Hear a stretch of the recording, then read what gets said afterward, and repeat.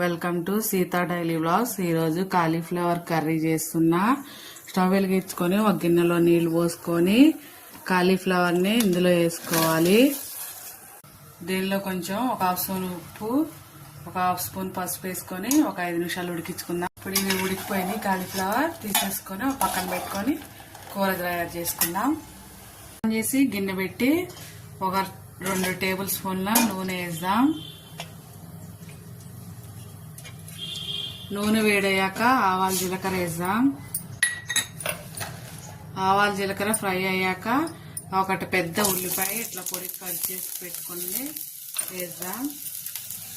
దీన్ని ఇప్పుడు ఫ్రై చేసుకుందాం. ఫ్రై అవ్వాలి, కొంచెం గోల్డెన్ బ్రౌన్ కలర్ వచ్చేలాగా. ఫ్రై అయ్యాక ఒక కరివేపాకు రెమ్మ, ఒక హాఫ్ స్పూన్ పసుపు, ఒక హాఫ్ స్పూన్ అల్లం వెల్లుల్లి పేస్ట్ వేసి అల్లం వెల్లుల్లి పేస్ట్ పచ్చివాసన పోయేదాకా ఫ్రై చేసుకోవాలి. అల్లం వెల్లుల్లి పేస్ట్ వేగిపోయింది. ఇప్పుడు ఒక టమాటా మిక్సీ పట్టుకుంటే వేసుకోవాలి. అలాగే ఒక హాఫ్ స్పూన్ ఉప్పు వేసుకొని టమాటాను బాగా ఉడికించుకుందాం. టమాటా వేగిపోయింది.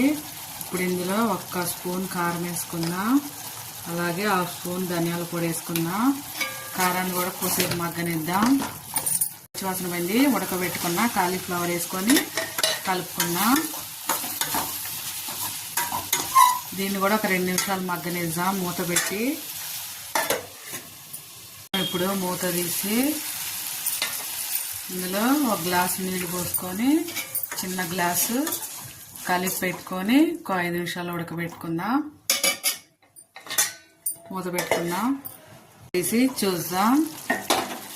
అంతే, అయిపోయింది. నూనె తేలింది కదా. ఇప్పుడు ఇందులోకి కొంచెం కొత్తిమీర వేసుకుందాం. అంతేనండి, కాలీఫ్లవర్ కర్రీ రెడీ.